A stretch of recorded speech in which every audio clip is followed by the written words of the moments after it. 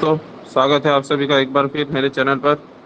और let's move on towards our 24th lecture of physics optional for UPSC CSE. So let me upload the PDF.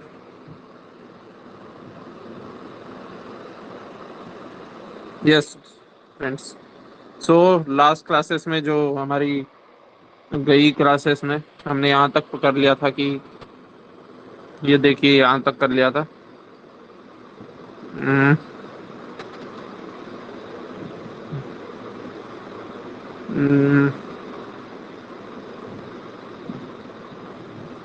Yes, we had started with properties of central force. In that we had done the first property.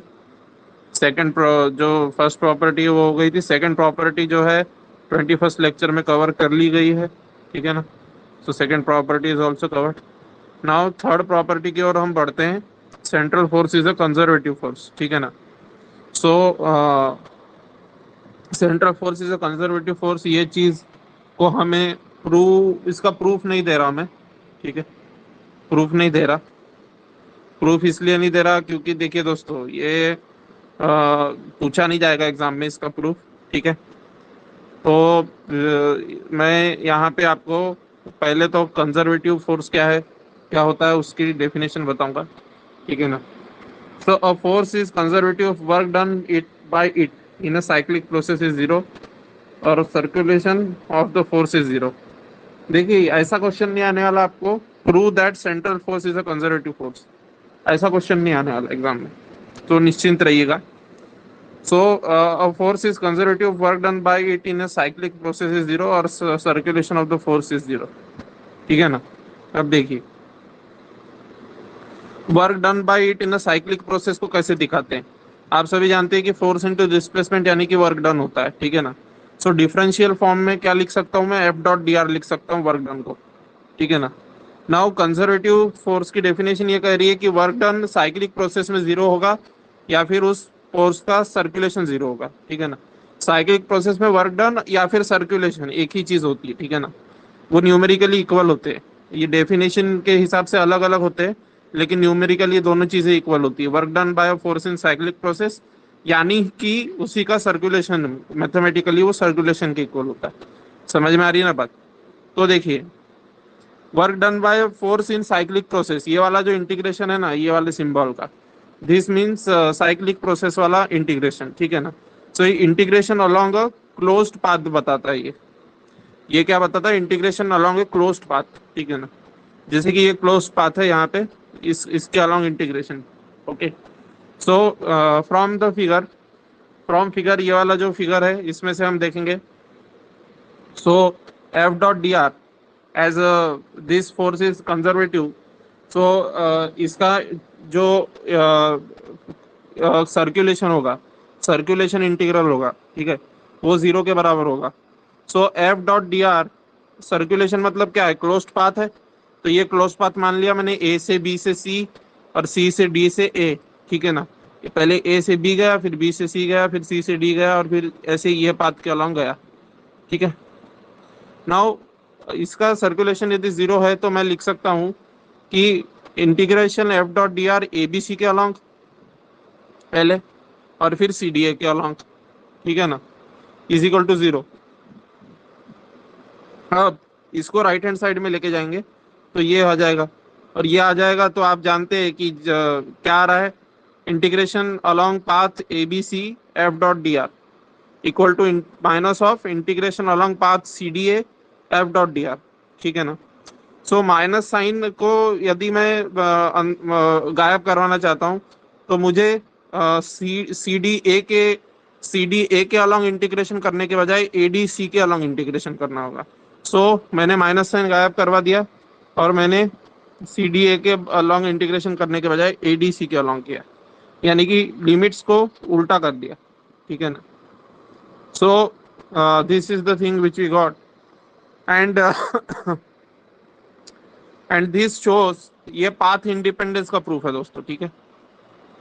So path independence का proof है ये इसलिए क्योंकि आप किसी भी path के along move करें, अगर आप ए टू सी जा रहे हैं, ठीक है ना, सो कंजर्वेटिव फोर्स किस तरह का फोर्स होता है कि वर्क डन इंडिपेंडेंट होता है पाथ के, ठीक है। सो अगर सर्कुलेशन किसी फोर्स का जीरो है तो उसका उसमें उसका जो उसके द्वारा जो वर्क डन किया जाएगा वो पाथ इंडिपेंडेंट होगा, ठीक है, उसका प्रूफ है ये, ठीक है। तो so integration of ABC F dot D R equal to integration ADC F dot D R. So this shows path independence. क्यों पाथ इंडिपेंडेंस? क्योंकि ए टू सी में किसी भी पाथ के अलॉन्ग जाऊँ, एडीसी के अलॉन्ग जाऊँ या एबीसी के अलॉन्ग जाऊँ, मेरा इंटीग्रल चेंज नहीं होता है। मेरा इंटीग्रल किस पे डिपेंड कर रहा है? सिर्फ मेरा इंटीग्रल सिर्फ इनिशियल पॉइंट और फाइनल पॉइंट पे डिपेंड कर रहा है। मेरा इंटीग्रेशन केवल और केवल इनिशियल पॉइंट और फाइनल पॉइंट पे डिपेंड कर रहा है ए टू सी जाते वक्त। मतलब एक एक ए और सी, ये जो इनिशियल और फाइनल पॉइंट है उस पर डिपेंड कर रहा है सिर्फ। ये पाथ ये लिया था या ये लिया था या ये लिया था या फिर ऐसा ऐसा ऐसा ऐसा ऐसा ऐसा ऐसा ऐसा करके यहाँ आया था, इस पे डिपेंड नहीं कर रहा है, ठीक है ना। सो पाथ इंडिपेंडेंस। सो कंजर्वेटिव फोर्स जो होता है या फिर कंजर्वेटिव फील्ड जो होता है उसमें जो वर्क डन होता है वो जीरो होता है, और कंजर्वेटिव फोर्स के द्वारा वर्क डन जो है, नहीं सॉरी, वर्क डन जीरो नहीं होता, वर्क डन जो है पाथ इंडिपेंडेंट होता है। Work done by central sorry conservative force is path independent, ठीक है ना। सो कंजर्वेटिव फोर्स द्वारा वर्क डन पाथ इंडिपेंडेंट होता है, उसका सर्कुलेशन जीरो होता है उस फोर्स का। और या तो यहाँ मैं यहाँ फोर्स बोलूँ या फील्ड बोलूँ उससे कोई फर्क नहीं पड़ने वाला है दोस्तों। अगर यहाँ पे कंजर्वेटिव फोर्स की जगह कंजर्वेटिव फील्ड भी लिखा होता, कंजर्वेटिव फील्ड लिखा होता तो भी बात एक ही थी, ठीक है ना। तो एग्जाम में कंजर्वेटिव फोर्स कंजर्वेटिव फील्ड एक ही बात होगी अगर वहां लिख के आता है क्वेश्चन पेपर में, ठीक है ना। सो central force is a conservative force, ये बात को हम बिना प्रूव किए हम प्रॉपर्टी देख रहे हैं, ठीक है, क्योंकि इसका प्रूफ नहीं पूछा जाएगा एग्जाम में, वो मैथमेटिकल फिजिक्स का पार्ट है। So that's not in your syllabus basically, ठीक है ना। सो देखिए, या फिर आगे प्रूव कर भी सकते हैं पर वो अभी तो नहीं कराऊंगा मैं। सो इतना ध्यान में रखिए कि पाथ इंडिपेंडेंट है एबीसी के अलॉन्ग और एडीसी के अलॉन्ग, चाहे हम करें, मतलब इनिशियल और फाइनल पॉइंट पे डिपेंड कर रहा है सिर्फ। Now circulation of F dot D R, ठीक है, दिस इज जीरो, बट हम ये जानते हैं कि स्टोक्स थ्योरम से, बाय स्टोक्स थ्योरम, ये वाली बात हमें पता है। ये स्टोक्स थ्योरम आपको नहीं भी पता होगा तो रट लेना है, ठीक है ना, रट लो। ये ऐसी चीज है कि रट लो, ठीक है, रट लो इसको, ये काम पड़ेगा, पर इसका प्रूफ एग्जाम में नहीं आएगा कि ये प्रूव करो करके, ठीक है। So circulation of F dot D r is equal to integration over surface S curl F vector dot d S, ठीक है। सो इसका मतलब समझते हैं। देखिए, if F is a conservative और सेंट्रल फोर्स, तो जाहिर सी बात है कि तुम्हारा जो कर्ल, ये कर्ल का वैल्यू क्या के बराबर आ जाएगा? जीरो के बराबर आ जाएगा, क्योंकि ये तुम्हारा क्या है? जीरो है, ठीक है ना। So curl over surface S curl F vector dot d S vector equal to zero. ये इंटीग्रल एस क्या होता है? दिस इंटीग्रल एस शोज कि तुम्हारा सरफेस के अलॉन्ग इंटीग्रेशन हो रहा है, ठीक है, सरफेस के अलॉन्ग तुम्हारा इंटीग्रेशन हो रहा है। सरफेस के अलॉन्ग मतलब कैसा? क्लोज्ड सरफेस होगा, ठीक है ना। तुम्हारा क्लोज सरफेस होगा, उसके अलॉन्ग जो है जीरो होगा तुम्हारा इंटीग्रेशन। अब क्लोज सरफेस कैसा होता है तो वो ज्यादा तुम्हारे काम का नहीं है, ध्यान में रखो कि ऐसा होता है बस, ठीक है। वैसे एक्चुअली देखा जाए तो ये ऐसा होता है कि जो तुम्हारा जो जो तुम्हारा क्लोज पाथ जो सरफेस बना रहा होगा ना, ये क्लोज पाथ के द्वारा, ये इनक्लोज सरफेस है, तो क्लोज्ड पाथ के द्वारा जो एनक्लोज सरफेस होगा उसको डीएस से दिखाते हैं, ठीक है ना। तो उसके अलॉन्ग जब हम इंटीग्रेशन करते हैं कर्ल एफ का डॉट प्रोडक्ट लेके, तो that is basically surface integral, ठीक है। यानी कि यहाँ पे ये वाला जो होगा ये सरफेस इंटीग्रल होगा इसका, ये वाले एरिया से, ठीक है, क्योंकि वो एरिया उसने एनक्लोज किया है उस लूप ने, ठीक है। So this is like that. Then curl का ये वैल्यू जीरो है। अब हम जानते हैं कि curl F dot d S यदि जीरो होगा तो कर्ल एफ का वैल्यू भी जीरो होगा। ये कैसे आता है? तो देखिए दोस्तों, ये इंटीग्रल तभी जीरो आएगा जब curl F equal to zero होगा। ऐसा क्यों? क्योंकि देखिए दोस्तों, सरफेस जो है ना तुम्हारा, वो सरफेस फिक्स्ड है तुम्हारा, ठीक है। ds जो सरफेस है वो फिक्स्ड है तुम्हारा, तुम्हारा पाथ फिक्स्ड हो जाएगा। तुम्हारा पाथ फिक्स्ड हो गया तो तुम्हारा जो सरफेस है वो फिक्स्ड रहेगा। सो अगर तुम्हारा सरफेस फिक्स्ड है तो ऑब्वियस सी बात है कि सरफेस तो जीरो नहीं होने वाला है, ठीक है। तो नेचुरली कर्ल एफ को जीरो होना पड़ेगा। So curl F equal to zero हो जाएगा। Now what is curl F? इतने देर से हम कर्ल एफ तो बोल रहे हैं, लेकिन what is curl F? Curl F is ये जो होता है ना हमारा, जो हमने ग्रेडियंट में देखा था, ये वाला symbol del, del vector, del operator बोलते हैं इसको, ठीक है ना। तो ये डेल ऑपरेटर जो हमने कर्ल उसके टाइम पे देखा था, ग्रेडियंट के टाइम पे, ठीक है, वो वाला कर्ल ऑपरेटर है ये। और उसका क्रॉस प्रोडक्ट फोर्स के साथ लेंगे, ठीक है। कर्ल कर्ल लेंगे, निकालने के लिए क्रॉस प्रोडक्ट लेना पड़ता है डेल वेक्टर के साथ, डेल वेक्टर नहीं, डेल ऑपरेटर के साथ, ठीक है। So del operator cross F vector. So del operator इसके बराबर है, ठीक है, और एफ वेक्टर इसके बराबर है। समझ में आ रही ना बात? So we will then write this thing in the form of determinant. Cross product की जो डिटर्मिनेंट वाली डेफिनेशन होती है उसके हिसाब से ये आ जाएगा, ठीक है। ये कैसे आया?